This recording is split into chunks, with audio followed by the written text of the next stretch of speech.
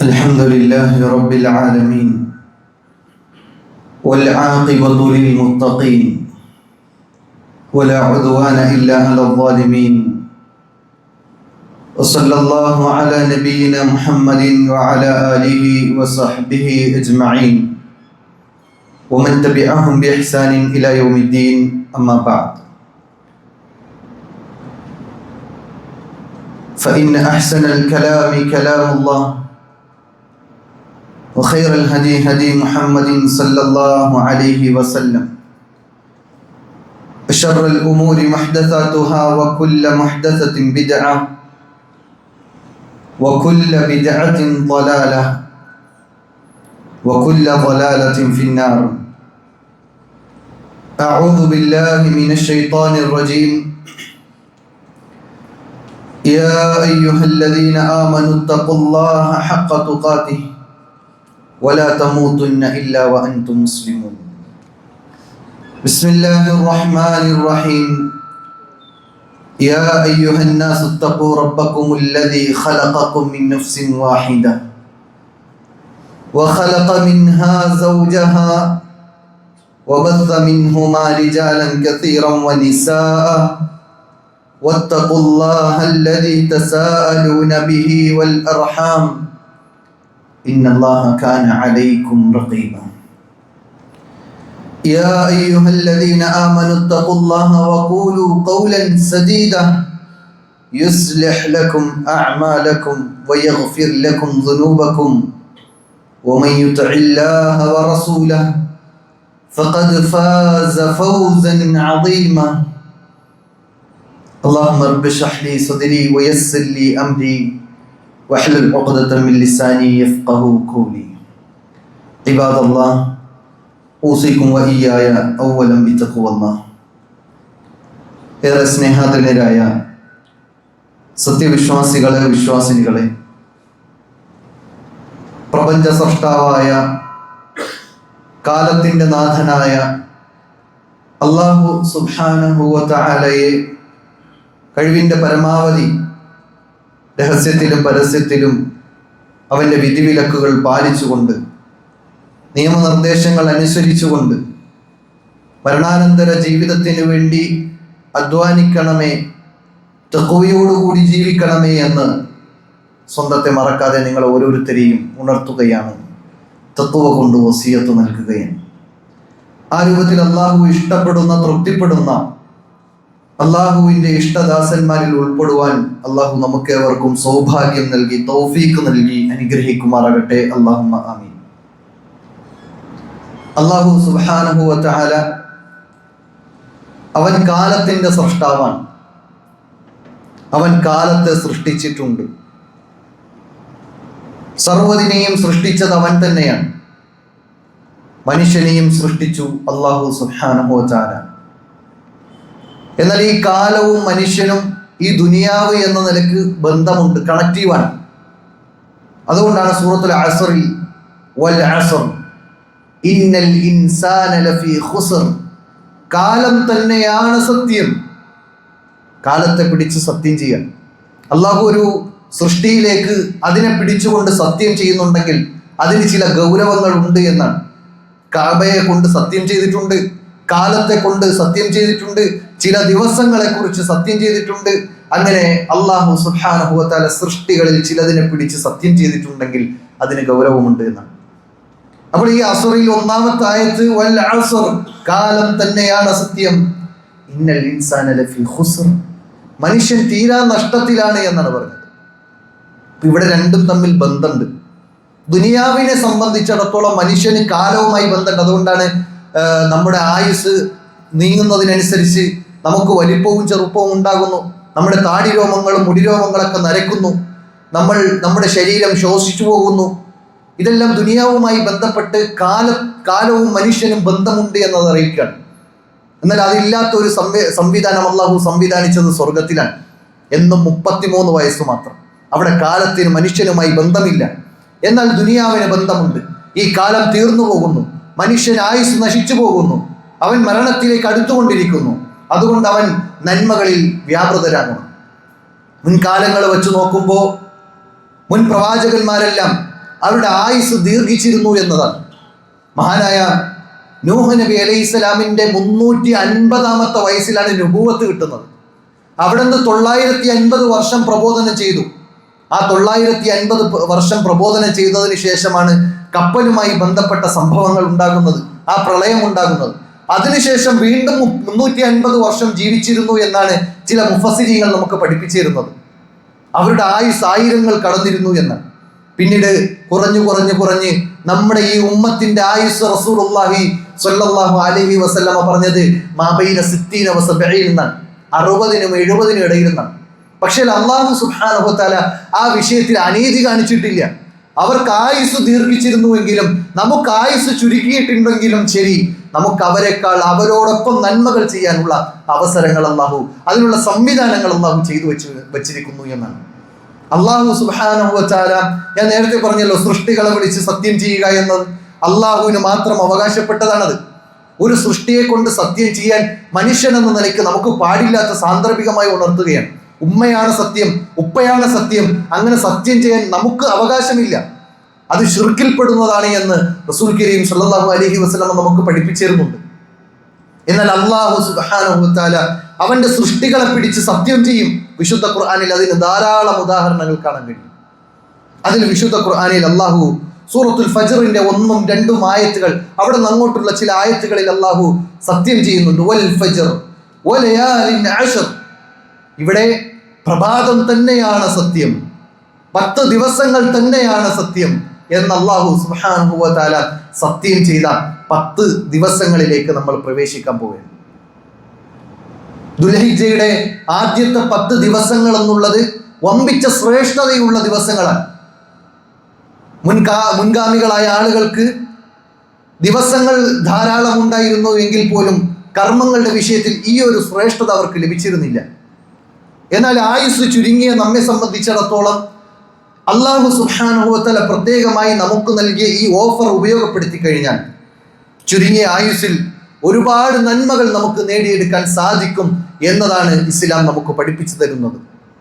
എന്തായിരുന്നു ദുൽഹിജ്ജ 10ന്റെ ശ്രേഷ്ഠതകൾ?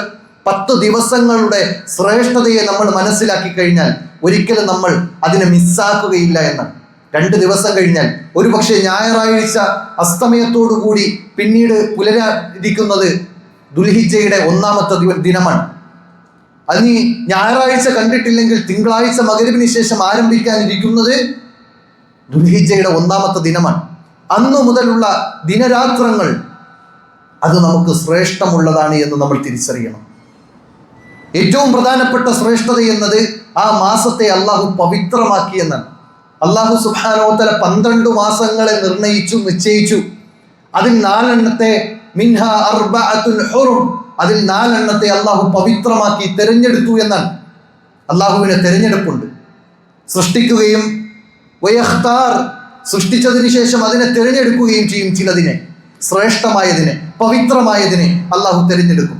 അങ്ങനെ തിരഞ്ഞെടുത്ത ഒരു മാസമാകുന്നു നമുക്ക് വരാനിരിക്കുന്ന ദുൽഹിജ്ജ മാസം.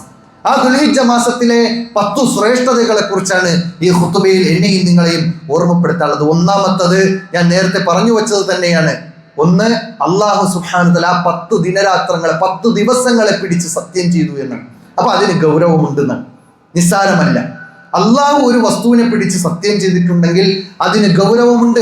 ആ ഗൗരവത്തെ നമ്മൾ പരിഗണിക്കണം. അതുകൊണ്ടാണ് ഈ ആയത്തിൽ പറഞ്ഞത് അല്ലാഹു 12 മാസങ്ങളെ നിശ്ചയിക്കുകയും അതിൽ മിൻഹാ അർബഅത്തുൻ ഹുറും എന്ന് പറഞ്ഞ് 4 പ്രത്യേകമായി കൊണ്ട് തിരഞ്ഞെടുക്കുകയും അത് പവിത്രമാക്കുകയും ചെയ്തിട്ട് ഫലാ തളിമു ഫീഹിന്ന അൻഫുസകും, അല്ലാഹു ഓർമ്മപ്പെടുത്തിയ കാര്യമാണ്.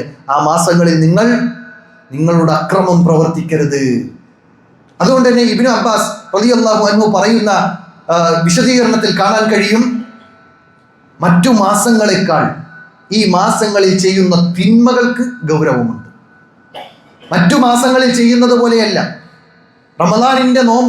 റമദാനിന്റെ പകലിൽ നമ്മൾ നോമ്പെടുത്തിട്ട് ചെയ്യുന്ന തിന്മകളെ പോലെ അതിനെത്ര ഗൗരവമുണ്ടോ എന്നതുപോലെ തന്നെ ഇവിടെ ഈ ദുൽഹിജ്ജ മാസത്തിന്റെ പകലിൽ, അതും പ്രത്യേകമായി ഈ 10 ദിവസം, ആദ്യത്തെ 10 ദിവസത്തിൽ ചെയ്യുന്നതിൽ വലിയ ഗൗരവമുണ്ട് എന്നാണ്.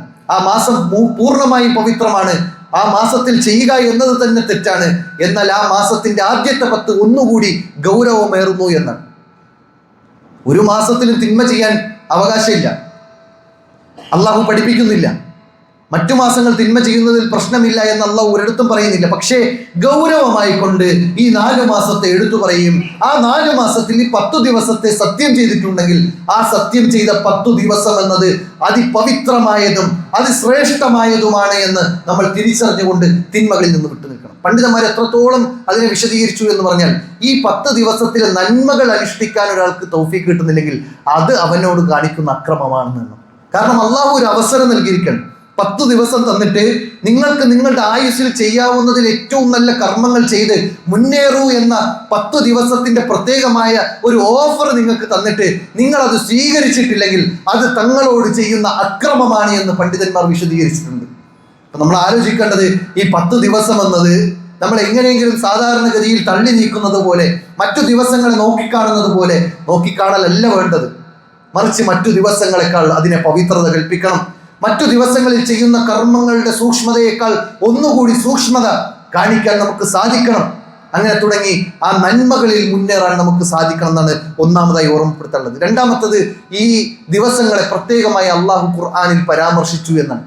സത്യം ചെയ്തതിന് പുറമെ അള്ളാഹു സുബ്ഹാനഹു വ തആല ഈ 10 ദിവസത്തെ പേരെടുത്തു പറഞ്ഞു. അയ്യാമുൻ മഅലൂമാത്ത്, അറിയപ്പെട്ട 10 ദിവസം.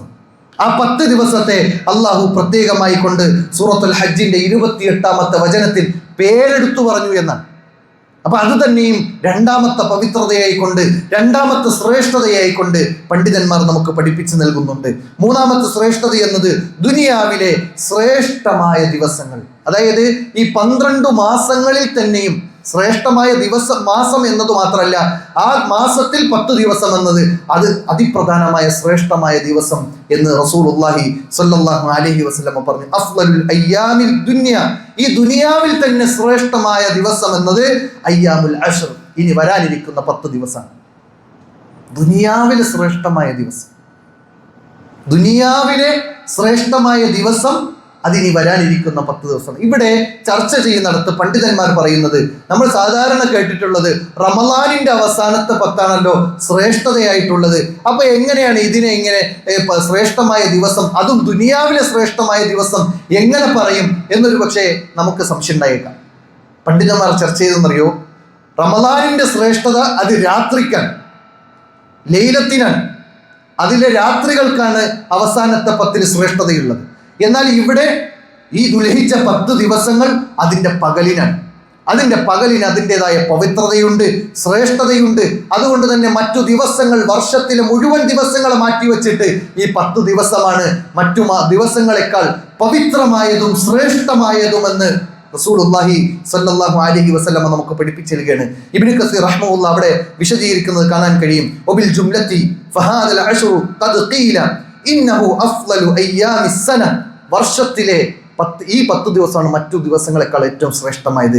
കമാ നതഖ ബിഹിൽ ഹദീസ്, ഇത് ഹദീസിൽ പറഞ്ഞതുപോലെ ഫളലഹു കസീറുൻ അലാ അശ്രി റമളാൻ അൽ അഖീർ. കണ്ടോ, റമളാൻ മാസത്തിന്റെ അവസാനത്തെ 10നേക്കാളും ശ്രേഷ്ഠതയാണ് ഈ ദിവസത്തിലെ പകലിലെ ശ്രേഷ്ഠതയെന്ന് ഇമാം ഇബ്നു കസീർ റഹ്മത്തുള്ളാഹി അലൈഹി നമുക്ക് പഠിപ്പിച്ചു നൽകുന്നുണ്ട്.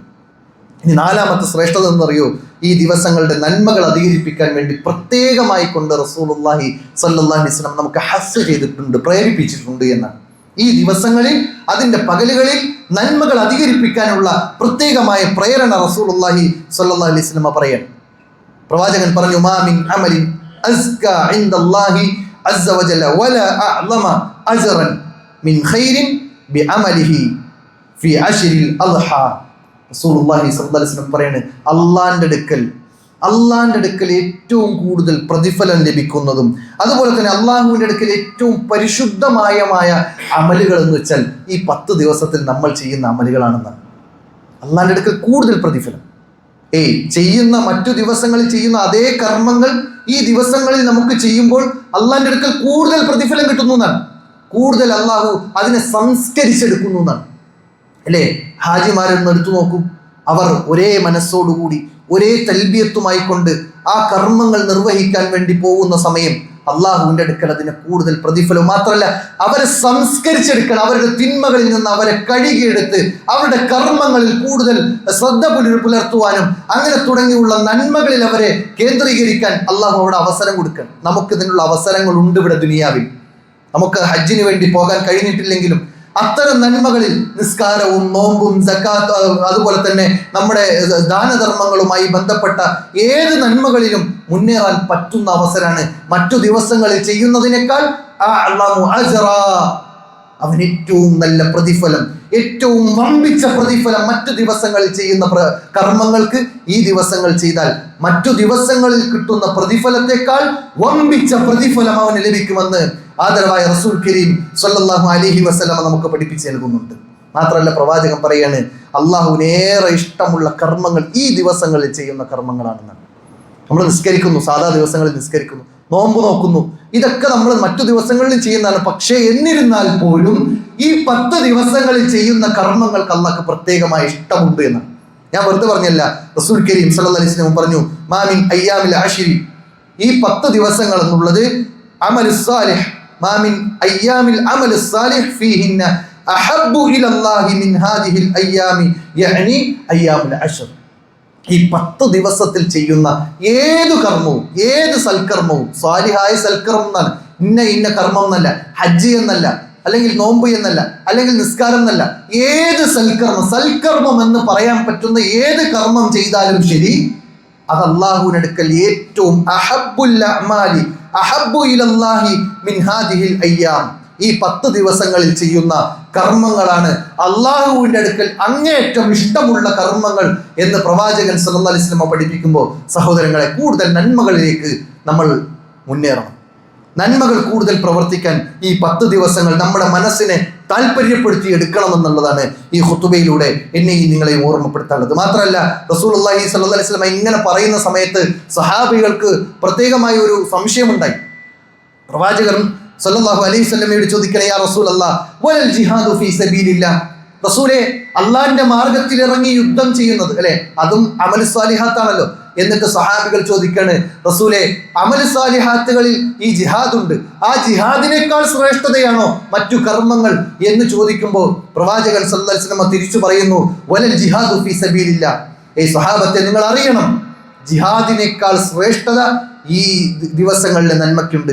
മറ്റു മാസത്തിൽ ജിഹാദ് ചെയ്ത് അവൻ പോരാടുന്നതിനേക്കാളും ശ്രേഷ്ഠത ഈ മാസത്തിലെ 10 ദിവസങ്ങൾ കർമ്മങ്ങൾ ചെയ്യുന്നതിന് അവന് ലഭിക്കുമെന്നും അള്ളാഹു ഇഷ്ടപ്പെടുമെന്നും റസൂൽ കരീം സല്ലല്ലാഹു അലൈഹി വസല്ലം പറഞ്ഞു. എന്നിട്ട് ഒരു വിഭാഗത്തെ മാത്രം എടുത്തു മാറ്റി പറഞ്ഞു, ഈ ജിഹാദിന് പോയ ആളുകൾ ഫലം യർജ, അവന്റെ സമ്പത്തും എല്ലാമായി പുറത്ത് പോയി യുദ്ധത്തിന് പോയി, പക്ഷെ അവൻ തിരിച്ചു മടങ്ങിയില്ല, അതായത് ഷഹീദായാൽ അവന് ഈ 10 ദിവസങ്ങളുടെ നന്മകളെക്കാളും ശ്രേഷ്ഠത മറ്റു മാസങ്ങളിൽ ഏതു മാസത്തിൽ യുദ്ധം ചെയ്താലും. ഈ ദുൽഹിജ്ജ മാസത്തിൽ യുദ്ധമില്ല എന്നുള്ളത് പ്രത്യേകം പറയേണ്ടതില്ലല്ലോ. ദുൽഹിജ്ജ മാസം പവിത്രമാക്കി യുദ്ധം ഹറാമാക്കിയ മാസം, അതുകൊണ്ട് തന്നെ ആ മാസത്തിൽ യുദ്ധമില്ല, അതിന്റെ ചർച്ച വേറെ തന്നെയാണ്. അപ്പോ ദുൽഹിജ്ജ മാസത്തിലല്ലാത്ത, അള്ളാഹു പവിത്രമാക്കിയതല്ലാത്ത മാസത്തിലാണ് യുദ്ധം എന്നത് നമുക്കറിയാം.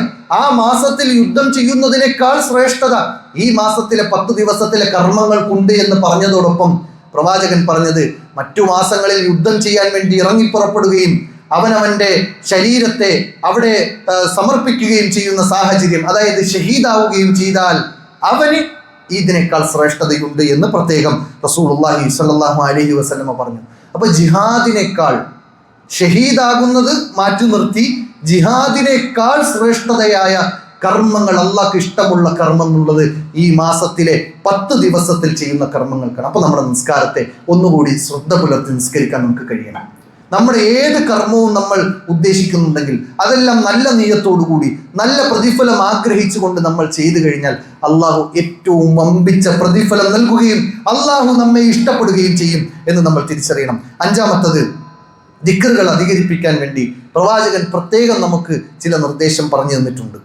മാമിൻ അയ്യാമി അഅ്ളമു ഇൻദല്ലാഹ്, അള്ളാന്റെ അടുക്കൽ ഏറ്റവും ശ്രേഷ്ഠമായ ദിവസങ്ങൾ ഈ ദിവസങ്ങളാണ്. വലാ അഹബ്ബ ഇലൈഹി മിനൽ അമലി ഫീഹിന്ന മിൻ ഹാദിഹിൽ അയ്യാമിൽ അശ്ർ, ഈ 10 ദിവസത്തിലെ നന്മകളെക്കാളും മറ്റു ദിവസങ്ങൾക്ക് നന്മയില്ല എന്നാണ്. ഈ 10 ദിവസങ്ങൾക്ക് കൂടുതൽ ശ്രേഷ്ഠത അള്ളാന്റെ അടുക്കലുണ്ട് എന്നാണ്. എന്നിട്ട് പ്രവാചകൻ പറഞ്ഞു, അതുകൊണ്ട് തന്നെ നിങ്ങൾ എന്ത് ചെയ്യണം അതുകൂടി പഠിപ്പിച്ചു. എന്താ ചെയ്യേണ്ടത്? നിങ്ങൾ എന്ത് ചെയ്യണം? നിങ്ങൾ അധികരിച്ചുകൊണ്ട് ലാ ഇലാഹ ഇല്ലല്ലാഹ് പറയണം. ലാ ഇലാഹ ഇല്ലല്ലാഹ് അധികരിപ്പിക്കണം എന്ന് പറഞ്ഞു. തഹ്ലീൽ പറയണം എന്ന് പറഞ്ഞു, അൽഹംദുലില്ലാ പറയണം എന്ന് പറഞ്ഞു, തഹ്മീദ് പറയണം എന്ന് പറഞ്ഞു, തക്ബീർ പറയണം എന്ന് പറഞ്ഞു. അല്ലാഹു അക്ബർ എന്ന് വെറുതെ പറയലല്ല, നമ്മൾ മനസ്സറിഞ്ഞ് അല്ലാഹു അക്ബർ എന്ന് പറയാൻ സാധിക്കണം. കാരണം കഴിഞ്ഞ ഖുതുബയിൽ മഹാനായ ഇബ്രാഹിം നബി അലൈഹി സ്വലാമിന്റെയും മകൻ ഇസ്മായിൽ നബി അലൈഹി സ്വലാമിന്റെയും ഭാര്യ ഹാജറയുടെയും അല്ലാഹു അക്ബറിന്റെ പ്രഖ്യാപനത്തിന്റെ ജീവിത സാക്ഷാത്കാരം നമുക്ക് വായിച്ചെടുക്കാൻ കഴിഞ്ഞിട്ടുണ്ട്, അല്ലേ? അള്ളാഹു പറഞ്ഞു എന്ന് പറഞ്ഞപ്പോ എന്നാൽ നിങ്ങൾക്ക് പോകാം എന്ന് പറഞ്ഞ് ഭാര്യ അവിടെ മരുഭൂമിയിൽ ഒറ്റയ്ക്കാകുന്ന സമയത്ത് പോലും അള്ളാഹു കൂടെയുണ്ട്, അവൻ അക്ബറാണ് എന്ന് പ്രഖ്യാപിച്ച ഒരു ഉമ്മയെ നമുക്ക് ചരിത്രത്തിൽ വായിച്ചെടുക്കാൻ കഴിയും. തൻ്റെ മകൻ നൊന്ത് പ്രസവിച്ച ഉമ്മയും അതുപോലെ തന്നെ കാത്തിരുന്നു കിട്ടിയ മകനാണ് ഇസ്മായിൽ നബി അലൈഹി സ്വലാമിന് വർഷങ്ങൾക്ക് ശേഷം കാത്തിരുന്നു കിട്ടിയ മകനെയും അറുക്കാൻ പറഞ്ഞപ്പോ എൻ്റെ മകനല്ല വലുത്, അല്ലാഹു അക്ബർ, അവനാണ് വലുതെന്ന് പറഞ്ഞ് പ്രഖ്യാപിച്ച് മകനെ അറുക്കാൻ തയ്യാറായ ആ പ്രഖ്യാപനത്തിന്റെ സാക്ഷാത്കാരം സഹോദരങ്ങളെ അങ്ങനെ നമുക്ക് പ്രഖ്യാപിക്കാൻ കഴിയണം. നമുക്ക് അല്ലാഹ് പറഞ്ഞ ഞെരിയാണിക്ക് മുകളിൽ വസ്ത്രം ധരിക്കാൻ കഴിയുന്നില്ല. നമ്മൾ അള്ളാഹുവിന്റെ റസൂൽ സല്ലല്ലാഹു അലൈഹി വസല്ലം സൈഡിലൂടെ മുടി വെട്ടരുത്, ഒരു ഭാഗം മുടി വെട്ടി മറുഭാഗം മുടി വളർത്തുന്ന ശൈലി പാടില്ല എന്ന് പ്രവാചകൻ പറഞ്ഞു. പക്ഷെ അത് നമുക്ക് അനുസരിക്കാൻ കഴിയില്ല. എന്നിട്ട് നമ്മൾ അല്ലാഹു അക്ബർ എന്നും പറയുന്നു. പ്രവാചകൻ താടി നീട്ടി വളർത്താൻ പറഞ്ഞു, പക്ഷെ നമുക്ക് താടി നീട്ടി വളർത്താൻ കഴിയില്ല. എന്നിട്ട് നമ്മൾ അല്ലാഹു അക്ബർ എന്ന് പറഞ്ഞാൽ ആ അല്ലാഹു അക്ബറിന്റെ മാനയും അതിന്റെ തേട്ടവും നമ്മൾ എത്രത്തോളം ഉൾക്കൊള്ളുന്നു എന്നുള്ളത് നമ്മൾ ഓരോരുത്തരും മനസ്സിലാക്കേണ്ടതാണ്. ഏതായാലും സഹോദരങ്ങളെ, ഈ ദിനരാത്രങ്ങളിൽ, ഈ ദിവസങ്ങളിൽ പ്രത്യേകമായി കൊണ്ട് ദുൽഹിജ്ജയുടെ ആദ്യത്തെ 10 ദിവസങ്ങളിൽ നമ്മൾ ലാ ഇലാഹ ഇല്ലല്ലാഹ് അധികരിപ്പിക്കണം. ലാ ഇലാഹ ഇല്ലല്ലാഹ് അതിന് ഇത്ര എണ്ണമെന്നില്ല. ചില ആളുകൾ 70,000 പ്രാവശ്യം എന്ന എണ്ണം വെക്കാറുണ്ട്. അങ്ങനെ ഒരു എണ്ണം വെക്കലില്ല. നമുക്ക് മാക്സിമം എത്രയാണോ കഴിയുന്നത് അത്രയും ലാ ഇലാഹ ഇല്ലല്ലാഹ് അധികരിപ്പിക്കാൻ നമുക്ക് സാധിക്കണം. അതുപോലെ തന്നെ അൽഹംദുലില്ലാഹ്, റബ്ബേ നീ ഞങ്ങളുടെ മക്കളെ അറുക്കാൻ നീ പറഞ്ഞിട്ടില്ല. ഇബ്രാഹിം നബി അലൈഹി സ്വലാമിന്റെ മകനെ അറുക്കാൻ പറഞ്ഞപ്പോൾ അവിടെ തയ്യാറായി. അതൊരു പരീക്ഷണമായിരുന്നു. ആ പരീക്ഷണത്തിൽ ഇബ്രാഹിം നബി അലൈഹി സ്വലാം വിജയിച്ചു. നമുക്ക് വിജയിക്കാൻ പറ്റിക്കൊള്ളണമെന്നില്ലായിരുന്നു. പക്ഷെ അല്ലാഹുവേ അൽഹംദുലില്ലാ, നീ അതിൽ നിന്നെല്ലാം നമ്മെ നമ്മുടെ ഏറ്റവും നല്ല അവസ്ഥയിലേക്ക് നമ്മളെ കൊണ്ടെത്തിച്ചു. അൽഹംദുലില്ലാ, നല്ല ജീവിതം തന്നു, നല്ല സന്തോഷം നൽകി, നല്ല അവസ്ഥയിൽ ജീവിക്കാൻ നല്ല അന്തരീക്ഷങ്ങൾ നൽകി, ഏറ്റവും നല്ല സ്വസ്ഥമായ ജീവിതം നമുക്ക് നിർഭയത്വത്തോടു കൂടി ജീവിക്കാൻ ഈ രാജ്യത്ത് കഴിഞ്ഞു. ഇതെല്ലാം നമുക്ക് കിട്ടിയ അനുഗ്രഹമാണ്. അള്ളാഹു നൽകിയ അനുഗ്രഹങ്ങളെ എണ്ണി തിട്ടപ്പെടുത്താൻ നമ്മൾ പരിശ്രമിക്കുകയാണെങ്കിൽ നമുക്ക് കഴിയില്ല എന്നാണ്. അതുകൊണ്ട് ആ അനുഗ്രഹദാതാവിനെ അൽഹംദുലില്ലാ എന്ന് ഉറച്ചു പറയാൻ, ആത്മ നിർവൃതിയോട് പറയാൻ, നമുക്ക് അധികരിപ്പിക്കാൻ സാധിക്കേണ്ടതുണ്ട് എന്ന് പ്രവാചകൻ സല്ലല്ലാഹു അലൈഹി വസല്ലം പറഞ്ഞു. അതുപോലെ തന്നെ തക്ബീർ, അതുപോലെ തഹ്ലീൽ, തഹ്മീദ്, ഇത് 3 നിങ്ങൾ അധികരിപ്പിക്കൂ എന്നാണ്. കാരണം എന്തെന്ന് വെച്ചാൽ പ്രവാചകൻ സല്ലല്ലാഹു അലൈഹി വസല്ലം മറ്റൊരു ഹദീസിലൂടെ നമുക്ക് പഠിപ്പിച്ചു നൽകുകയാണ്, അഹബ്ബുൽ കലാമി ഇലല്ലാഹ്, അള്ളാന്റെ അടുക്കൽ ഏറ്റവും കൂടുതൽ ഇഷ്ടമുള്ള വാക്ക് എന്ന് പറഞ്ഞാൽ ഏതാ? അള്ളാഹ്ക്ക് ഏറ്റവും ഇഷ്ടമുള്ള വാക്ക് എന്ന് പറഞ്ഞാൽ റസൂലുള്ളാഹി സ്വല്ലല്ലാഹു അലൈഹി വസല്ലം പറഞ്ഞു, സുബ്ഹാനല്ലാഹ് വൽഹംദുലില്ലാഹ് വലാ ഇലാഹ ഇല്ലല്ലാഹു അല്ലാഹു അക്ബർ. ഇമാം മുസ്ലിം ഉദ്ധരിച്ച ഹദീസാണ്. അതിൽ പറയാണ് 4 ദിക്റുകളാണ് അള്ളാഹ്ക്ക് ഏറ്റവും ഇഷ്ടമുള്ള ദിക്ർ. അത് സുബ്ഹാനല്ലാഹ്, അൽഹംദുലില്ലാഹ്, അല്ലാഹു അക്ബർ, ലാ ഇലാഹ ഇല്ലല്ലാഹ് എന്ന ഈ ദിക്റുകളാണ്. അതുകൊണ്ട് ഈ ദിക്റുകൾ നമ്മൾ ഈ ദിവസത്തിന്റെ പകലുകളിൽ ഏത് സമയത്തും നമുക്ക് ചെയ്യാൻ കഴിയും. നമ്മൾ വണ്ടി ഓടിക്കുന്നു, വാഹനം ഡ്രൈവ് ചെയ്യുന്നു, നമുക്ക് ചെയ്യാൻ കഴിയും. അടുക്കളയിൽ പാചകം ചെയ്യുന്നുണ്ടെങ്കിൽ നമുക്ക് ചെയ്യാൻ കഴിയും. നമ്മുടെ വായ കൊണ്ടല്ല നമ്മൾ ഈ കാര്യങ്ങളൊന്നും ചെയ്യുന്നത്. നമ്മൾ ഈ ഡ്രൈവ് ചെയ്യുന്നതോ ആഹാരം പാചകം ചെയ്യുന്നതിനോ വായ ഉപയോഗിക്കേണ്ട ആവശ്യമില്ല. എന്നാൽ നമുക്ക് ദിക്ർ ചെയ്യാം.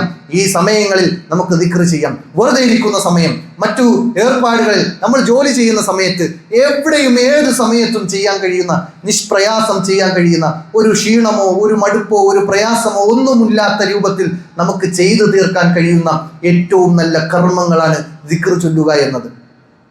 ആ ദിക്റുള്ളയിൽ നമ്മുടെ നാവ് നനയണം.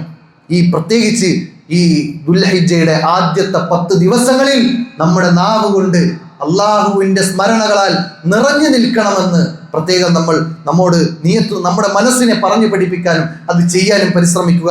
അള്ളാഹു അതിനുള്ള തൗഫീക്ക് നൽകി അനുഗ്രഹിക്കുമാറാകട്ടെ.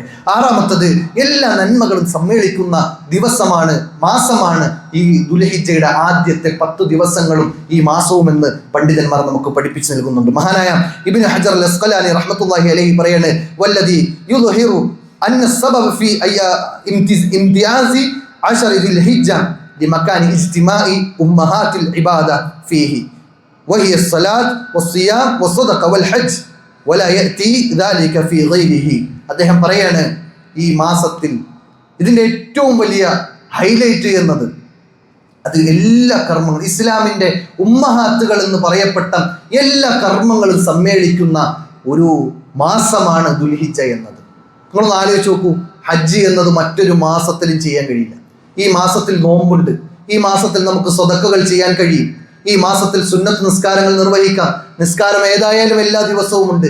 ഇങ്ങനെ തുടങ്ങി എല്ലാ നന്മകളെയും സമ്മേളിപ്പിക്കാൻ കഴിയുന്ന ഒരു മാസമായി കൊണ്ട് ഈ മാസമല്ലാതെ മറ്റൊരു മാസമില്ല.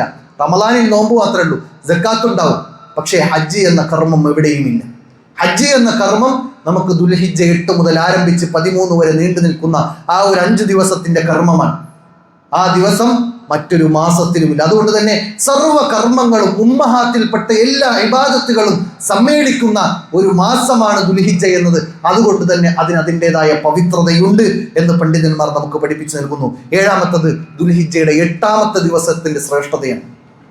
ഹാജിമാർ ഹജ്ജിന് വേണ്ടി രണ്ടാമതായി ഹറാമിലേക്ക് തമത്തുവും അതുപോലെ തന്നെ ഇഫ്രാദ് അല്ലാത്ത 2 ഹജ്ജിനും വേണ്ടി പുറപ്പെട്ട, ഹജ്ജിന് 3 ഇനങ്ങളാണ്, അതിൽ 2 ഇനങ്ങളിൽപ്പെട്ട ഇഫ്രാദ് അല്ലാത്ത മറ്റു 2 ഇനങ്ങൾ, തമത്തുആയ ഹജ്ജ് ചെയ്തവർ അതിനുവേണ്ടി ആദ്യം ഇഹ്റാമിലേക്ക് പ്രവേശിച്ച് ഉംറ നിർവഹിച്ചതിന് ശേഷം സാധാരണ ജീവിതം അവിടെ നയിക്കും. എന്നിട്ട് ദുൽഹിജ്ജ 8 അന്നാണ് വീണ്ടും ഇഹ്റാമിലേക്ക് പ്രവേശിക്കുന്നത്, വീണ്ടും നിയ്യത്തിലേക്ക് പ്രവേശിക്കുന്നത്.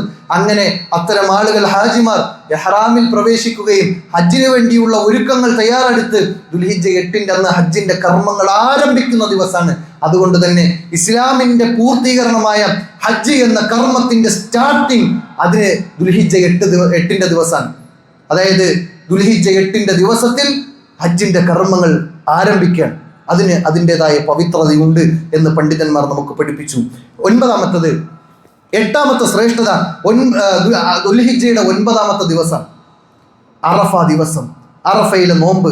അതുമായി ബന്ധപ്പെട്ടത് ചില പ്രത്യേകതകൾ തന്നെ ഹദീസുകളിൽ നേർക്കുനേർ വന്നത് കാണാൻ കഴിയും. സിയാമു യൗമു അറഫ,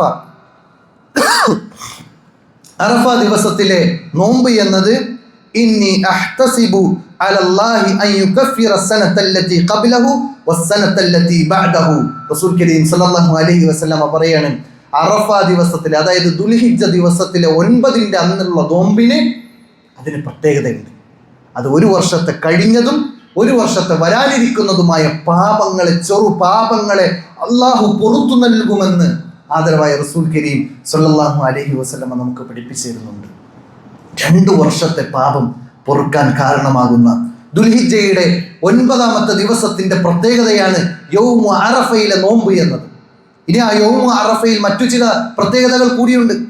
ഹാജിമാർ അറഫ സംഗമം നടത്തുന്നു, അവിടെ സമ്മേളിക്കുന്നു. അൽ ഹജ്ജു അറഫ, റസൂലുള്ളാഹി സ്വല്ലല്ലാഹു അലൈഹി വസല്ലം പറഞ്ഞല്ലോ, ഹജ്ജ് എന്ന കർമ്മത്തിന്റെ മർമ്മം തന്നെ അത് അറഫ സംഗമമാണ് എന്ന്. അതുകൊണ്ട് തന്നെ വെന്റിലേറ്ററിൽ കഴിയുന്ന ആളുകൾ പോലും ആംബുലൻസിൽ കയറ്റി ആ അറഫ മൈതാനിയിൽ ഒരു അല്പസമയം കൊണ്ടു നിർത്തി തിരിച്ചു പോകുന്ന രംഗങ്ങൾ നമുക്ക് കാണാൻ കഴിയും.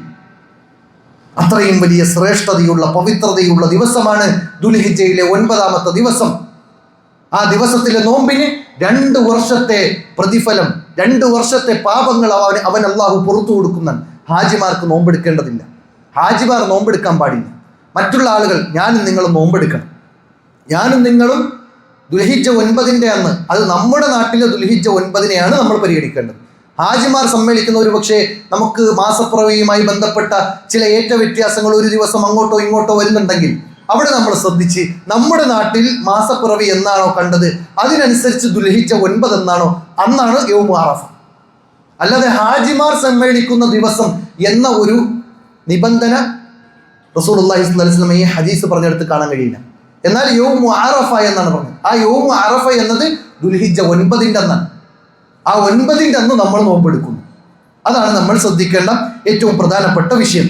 മാത്രമല്ല, ഈ ദുൽഹിജ്ജ 9 അന്ന് മാത്രമാണ് നോമ്പെടുക്കാൻ പറ്റുക. റസൂലുള്ളാഹി സ്വല്ലല്ലാഹി അലൈഹി വസല്ലമയുടെ ഭാര്യമാർ നമുക്ക് പഠിപ്പിച്ചു നൽകുന്നത് കാണാൻ കഴിയും. കാന റസൂലുള്ളാഹി സ്വല്ലല്ലാഹി അലൈഹി വസല്ലം യസൂമു തിസ്അദിൽ ഹിജ്ജ, പ്രവാചകൻ ദുൽഹിജ്ജയുടെ 9 ദിവസവും നോമ്പെടുത്തുന്നതാണ്. ഈ ഹദീസിനെ 2 രൂപത്തിൽ വ്യാഖ്യാനിച്ചവരുണ്ട്. ദുൽഹിജ്ജ 9-ന്റെ അന്ന് നോമ്പെടുത്തു എന്ന ഹദീസിനെ വിശദീകരിച്ചവരുണ്ട്. എന്നാൽ ബഹുഭൂരിപക്ഷം വരുന്ന പണ്ഡിതന്മാർ നമുക്ക് പഠിപ്പിച്ചു നൽകുന്നത് ദുൽഹിജ്ജ 9 ദിവസവും നോമ്പെടുത്തിരുന്നു എന്നാണ്. കാരണം ഏറ്റവും നല്ല ദിവസങ്ങൾ, അള്ളാഹിന്റെ അടുക്കൽ കൂടുതൽ പ്രതിഫലമുള്ള ദിവസങ്ങൾ, ഇതെല്ലാം പരിഗണിച്ചുകൊണ്ട് പണ്ഡിതന്മാർ നമുക്ക് വിശദീകരിച്ചു തന്നത് നോമ്പ് അള്ളാഹുവിന്റെ അടുക്കൽ കണക്കില്ലാത്ത പ്രതിഫലം നൽകുന്ന ഒരു ഇബാദത്താണ്. അതുകൊണ്ട് തന്നെ ആ ഇബാദത്ത് എല്ലാ ദിവസവും പെരുന്നാളിന്റെ ദിവസം അല്ലാത്ത ദുൽഹിജ്ജയുടെ ആദ്യത്തെ 10 ദിവസത്തിലെ 9 ദിവസം, ആ 9 ദിവസവും നോമ്പെടുത്തിരുന്നു എന്ന് പണ്ഡിതന്മാർ ഈ ഹദീസിനെ വിശദീകരിച്ചുകൊണ്ട് നമുക്ക് പഠിപ്പിച്ചു നൽകുന്നുണ്ട്. അതുകൊണ്ട് നോമ്പെടുക്കുന്നതിൽ പ്രശ്നമില്ല. നോമ്പെടുക്കൽ നല്ലതാണ്, ഏറ്റവും ശ്രേഷ്ഠകരമായ കർമ്മമാണ് നോമ്പ് എന്നത്. അതുകൊണ്ട് ദുൽഹിജ്ജയുടെ 9 ദിവസം കഴിയുന്നവർ എന്ത് ചെയ്യാം, ഈ 9 ദിവസവും നോമ്പെടുക്കാൻ വേണ്ടി പ്രത്യേകം ശ്രദ്ധിക്കുക എന്നത് ഈ ഒരു സന്ദർഭത്തിൽ ഓർമ്മപ്പെടുത്തുകയാണ്. അതുപോലെ തന്നെ ഈ അറഫ ദിവസത്തിന്റെ മറ്റൊരു ശ്രേഷ്ഠതയാണ് അല്ലാഹു സുബ്ഹാനഹു വ തആല അടിമകളിൽ, നരകാവകാശികളായ ആളുകളിൽ ഏറ്റവും കൂടുതൽ നരകമോചനം ലഭിക്കുന്നത്. റമളാനിനെ കുറിച്ച് പറഞ്ഞപ്പോൾ അല്ലാഹു സുബ്ഹാനഹു വ തആല ഈ റമളാനിൽ അതിൻ്റെ ചില രാത്രികളിൽ, എല്ലാ രാത്രികളിലും നരകമോചനം നൽകും എന്ന് പറഞ്ഞപ്പോൾ തന്നെയും ഇവിടെ നമുക്ക് കാണാൻ കഴിയും ദുൽഹിജ്ജയുടെ 9-ാമത്തെ ദിവസമായ യൗമു അറഫയുടെ അന്ന് ഏറ്റവും കൂടുതൽ, റമളാനിനേക്കാൾ കൂടുതൽ ആളുകളെ നരകമോചനം കൊടുക്കുന്ന, അള്ളാഹുവിന്റെ കാരുണ്യത്തിന്റെ വിശാലത തുറന്നു കാട്ടുന്ന ഒരു ദിവസമാണ് യൗമു അറഫ എന്നത്. ഇങ്ങനെ തുടങ്ങി ഒട്ടനവധി നന്മകൾ നിറഞ്ഞ, ഒട്ടനവധി ശ്രേഷ്ഠതകൾ നിറഞ്ഞ, ഒട്ടനവധി അള്ളാഹുവിന്റെ കാരുണ്യങ്ങൾ കൊണ്ട് പൊതിയുന്ന ദിവസങ്ങളാണ് ഇനി നമ്മുടെ മുന്നിൽ വരാനിരിക്കുന്നത് എന്ന് പ്രത്യേകം നമ്മൾ ഓർക്കേണ്ടതുണ്ട്, മനസ്സിലാക്കേണ്ടതുണ്ട്. അതോടൊപ്പം 10-ാമത്തത് ത്യാഗത്തിന്റെ ഓർമ്മകൾ നിറഞ്ഞ ബലികർമ്മത്തിന്റെ ശ്രേഷ്ഠമായ മറ്റൊരു കർമ്മമാണ് നമുക്ക് നിർവഹിക്കുവാനുള്ളത്. ആ കർമ്മം അല്ലാഹു സുബ്ഹാനഹു വ തആല ദുൽഹിജ്ജയുടെ 10-ാമത്തെ ദിവസം മുതൽ അവിടെ നിന്ന് 3 ദിവസം നമുക്ക് നിശ്ചയിച്ചു തന്നിട്ടുണ്ട്. നമുക്ക് സൗകര്യപ്രദമായ രൂപത്തിൽ ആ ദിവസങ്ങളിൽ ബലികർമ്മം നിർവഹിക്കാൻ നമുക്ക് അവസരങ്ങളുണ്ട്. പ്രവാചകൻ സല്ലല്ലാഹു അലൈഹി വസല്ലമ അവിടെ നിന്ന് ബലിയർത്തിയിട്ടുണ്ട്. അതിന് ചില നിബന്ധനകൾ പഠിപ്പിച്ചു തന്നിട്ടുണ്ട്. പ്രവാചകൻ സല്ലല്ലാഹു അലൈഹി വസല്ലമ പറയാണ്, ഈ ദിവസങ്ങളിൽ യൗമൻ ലാ യൻഫഉ മാലുൻ വലാ ബനൂൻ എന്ന് പറഞ്ഞ ആ ആയത്തിനെ വിശദീകരിച്ചുകൊണ്ട് പണ്ഡിതന്മാർ പറഞ്ഞത്, ഈ ദുനിയാവിൽ ഇത്തരം നന്മകൾ ചെയ്യാൻ കഴിയുന്ന അവസരങ്ങളെ നമ്മൾ ഉപയോഗപ്പെടുത്തിക്കൊണ്ട് ആ പരലോകത്തേക്ക് നമ്മൾ ധൃതിപ്പെടണം എന്നാണ് പണ്ഡിതന്മാർ പഠിപ്പിക്കുന്നത്. അതുകൊണ്ട് തന്നെ ബലിയറുക്കുക എന്നതും ഏറ്റവും ശ്രേഷ്ഠമായ കർമ്മമാണ്. വിശുദ്ധ ഖുർആനിൽ നിസ്കാരത്തിനോടൊപ്പം ചേർത്ത് പറഞ്ഞത് ഫസല്ലി ലി റബ്ബിക വൻഹർ, നീ നിസ്കരിക്കുകയും നിന്റെ റബ്ബിനു വേണ്ടി ബലിയർ കർമ്മം അർപ്പിക്കുകയും ചെയ്യുക എന്ന് റസൂൽ കരീം സല്ലല്ലാഹു അലൈഹി വസല്ലമ ഈ ആയത്തിനെ വിശദീകരിച്ചുകൊണ്ടും വീണ്ടും നമുക്ക് പഠിപ്പിച്ചു തരുന്ന കാര്യങ്ങളുണ്ട്. അത് ഏറ്റവും ശ്രേഷ്ഠമായ കർമ്മമാണ്, അതിൽ ഒരാളും ഒഴിഞ്ഞു നിൽക്കരുത് എന്ന് പ്രത്യേകം ഓർമ്മപ്പെടുത്തിയിട്ടുണ്ട്. അല്ലാഹു സുബ്ഹാനഹു വ തആല അതിനുള്ള തൗഫീഖ് നൽകി അനുഗ്രഹിക്കുമാറാകട്ടെ.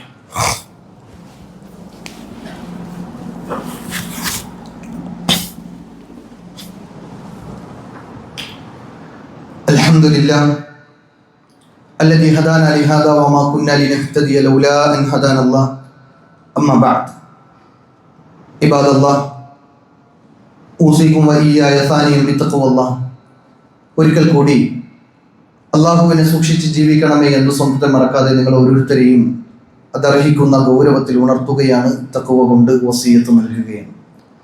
ആ രൂപത്തിൽ അള്ളാഹു ഇഷ്ടപ്പെടുന്ന, തൃപ്തിപ്പെടുന്ന അള്ളാഹുവിൻ്റെ ഇഷ്ടദാസന്മാരിൽ ഉൾപ്പെടുവാൻ അള്ളാഹു നമുക്ക് ഏവർക്കും തൗഫീഖ് നൽകി അനുഗ്രഹിക്കുമാറാകട്ടെ. അല്ലാഹുമ്മ ആമീൻ.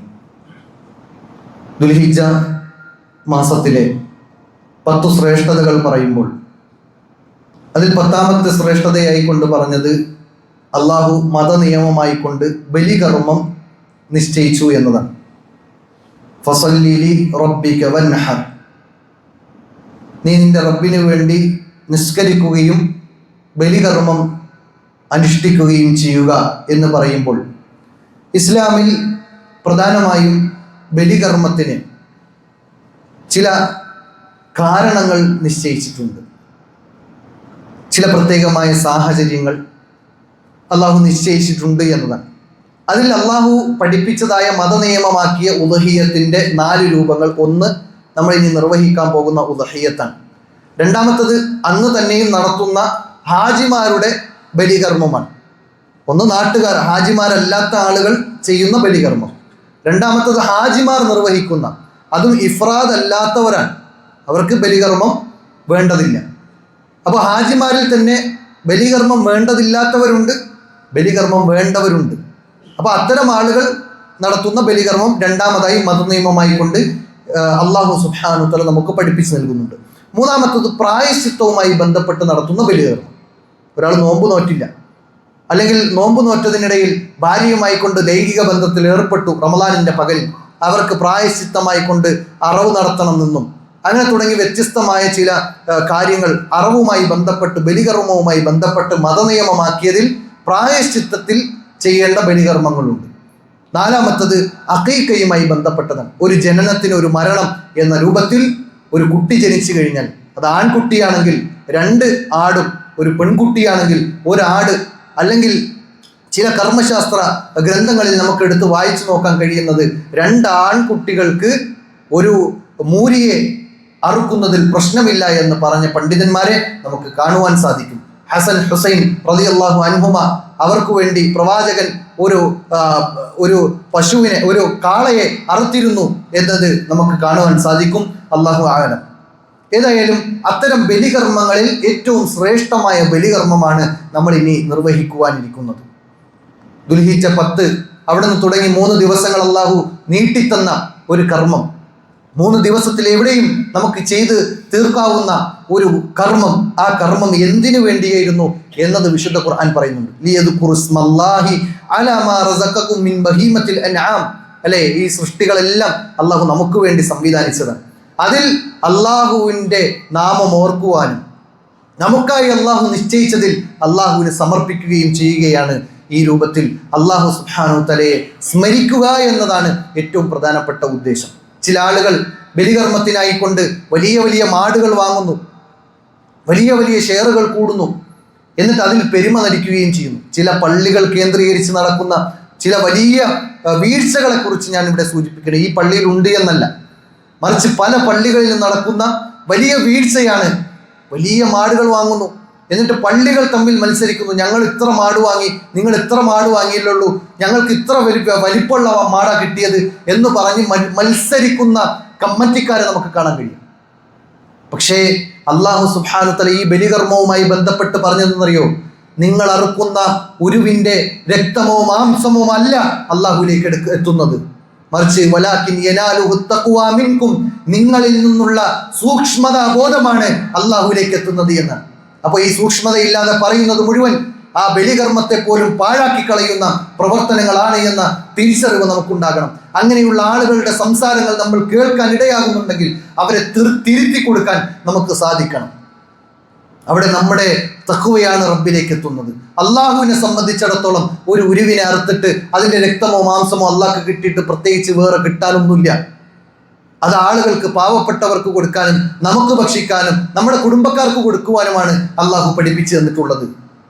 എന്നാൽ അതിൽ നമ്മുടെ സൂക്ഷ്മതാ ബോധത്തെയാണ് അള്ളാഹു അളക്കുന്നത് എന്ന തിരിച്ചറിവ് നമുക്കുണ്ടാകണം. റസൂലുള്ളാഹി സ്വല്ലല്ലാഹു അലൈഹി വസല്ലമയെ കുറിച്ച് പറയുമ്പോൾ ആ പ്രവാചകൻ സല്ലല്ലാഹു അലൈഹി വസല്ലം മദീനയിൽ 10 വർഷം, ആ 10 വർഷത്തിൽ 10 വർഷവും ബലികർമ്മം നടത്തിയിരുന്നു എന്ന് ഹദീസുകളിൽ ഇബ്നു ഉമർ റളിയല്ലാഹു അൻഹു പറയുന്നത് നമുക്ക് കാണാൻ സാധിക്കും.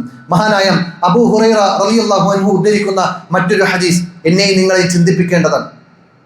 അദ്ദേഹം പറയാണ്, മൻ വജദ സഅതൻ, റസൂലുള്ളാഹി സ്വല്ലല്ലാഹു അലൈഹി വസല്ലമയിൽ നിന്ന് ഉദ്ധരിക്കാൻ അദ്ദേഹം അബൂ ഹുറൈറ റളിയല്ലാഹു അൻഹു, പ്രവാചകൻ പറയാണ്, മൻ വജദ സഅതൻ, ഒരാൾക്ക് അവസരം ഉണ്ടായി, അവൻ്റെ സാമ്പത്തികമായ ശേഷി ഉണ്ടായിരുന്നിട്ട് ലിഅയ്യുളഹി, അവനെ ബലികർമ്മം നടത്താനുള്ള സാമ്പത്തികമായ ശേഷി അവൻ ഉണ്ടായിരുന്നിട്ട് ഫലം യുളഹി, അവൻ ബലികർമ്മം നടത്തിയിട്ടില്ല എങ്കിൽ ഫലാ യഹ്ദുർ മുസല്ലാന, നമ്മുടെ മുസല്ലയിൽ ഈദിൻ്റെ സുദിനത്തിൽ അവർ നമ്മുടെ മുസല്ലയിലേക്ക് വരാതിരിക്കട്ടെ എന്ന് പ്രവാചകൻ സല്ലല്ലാഹു അലൈഹി വസല്ലമ പറഞ്ഞ ഗൗരവമേറിയ ഈ ഒരു വാക്ക് നമ്മൾ ചിന്തിക്കേണ്ടതാണ്. നമ്മുടെ സമ്പത്ത് നമ്മുടെ കയ്യിലുണ്ട്, എന്നിട്ട് നമുക്കൊരു 8,000 രൂപ അല്ലെങ്കിൽ ഒരു 10,000 രൂപ അതിന് ഷെയർ കൊടുക്കാനോ ഷെയർ ചേരാനോ നമുക്ക് മനസ്സ് വന്നിട്ടില്ല എങ്കിൽ അവർ ഈദിന്റെ മുസ്ലിയിൽ പോകണ്ട എന്നാണ് റസൂലുള്ളാഹി സ്വല്ലല്ലാഹു അലൈഹി വസല്ലം പറഞ്ഞത്. അത്ര ഗൗരവമായി കൊണ്ട് ഈ ഒരു വിഷയത്തെ പഠിപ്പിച്ചിട്ടുണ്ടെങ്കിൽ നമ്മൾ ഓരോരുത്തരും ചിന്തിക്കുക. കുടുംബത്തിന് ഒന്നു കൊടുത്താൽ, വീട്ടിൽ ഭാര്യയും മക്കളുമായി കൊണ്ട് കൂടുന്ന ഒരു കുടുംബം, അതിലൊന്നെങ്കിലും കൊടുക്കാൻ നമുക്ക് സാധിച്ചാൽ, ഇനി എല്ലാവർക്കും കൊടുക്കാൻ കഴിയുന്ന സാഹചര്യമാണെങ്കിൽ അത് അൽഹംദുലില്ലാ, എന്നാൽ ഒന്നെങ്കിലും കുടുംബത്തിനു വേണ്ടിയിട്ട് മൊത്തത്തിൽ ഒന്ന് കൊടുത്താൽ മതി. ആ ഒന്ന് കൊടുക്കാനുള്ള സാമ്പത്തിക ശേഷി നമുക്കുണ്ടായിരുന്നിട്ട് നമ്മൾ കൊടുക്കാതെ മാറി നിൽക്കുകയാണെങ്കിൽ അവർ ഈദ് മുസല്ലയിലേക്ക് വരണ്ട എന്നാണ് റസൂൽ കരീം സ്വല്ലല്ലാഹു അലൈഹി വസല്ലം പറഞ്ഞത്. അപ്പോൾ ഈ ഒരു വിഷയത്തിന്റെ ഗൗരവം എത്രയുണ്ട് എന്ന് നമ്മൾ തിരിച്ചറിയണം. അതുകൊണ്ട് ഇനിയും വൈകിയിട്ടില്ല, സമയമുണ്ട്. ഇനി ആർക്കെങ്കിലും കഴിയുമെങ്കിൽ അത്തരം ഷെയറുകളിൽ ചേർന്ന് അല്ലെങ്കിൽ സ്വന്തമായി തന്നെ ഒരു ആടിനെ അറുക്കാനുള്ള ശേഷിയുള്ളവരുണ്ടെങ്കിൽ അത് എത്രയും വേഗം വാങ്ങി അതിൻ്റെ കാര്യങ്ങൾ ശ്രദ്ധിച്ച് ഈ പെരുന്നാളിൻ്റെ സുദിനത്തിലേക്ക് നമ്മൾ എത്തുമ്പോഴേക്ക് അതിനെ അറവ് ചെയ്ത് റബ്ബിൻ്റെ പ്രീതിയും തൃപ്തിയും വാങ്ങുവാൻ നമ്മൾ പരിശ്രമിക്കുക.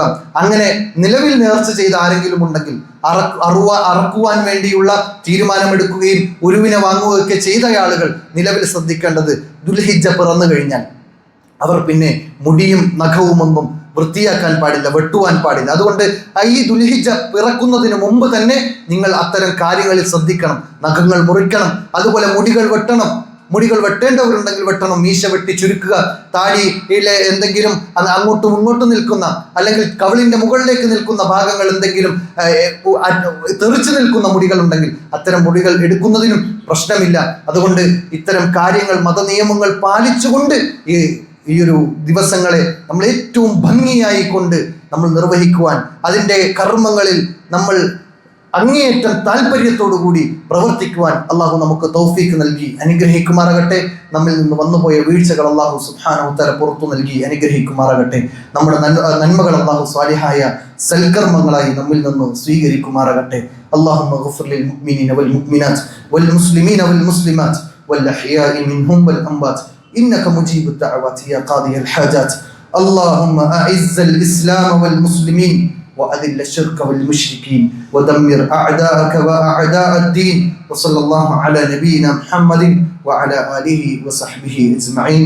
استغفر الله لي ولكم ولسائر المسلمين من كل ذنب إنه هو الغفور الرحيم. أقم الصلاة.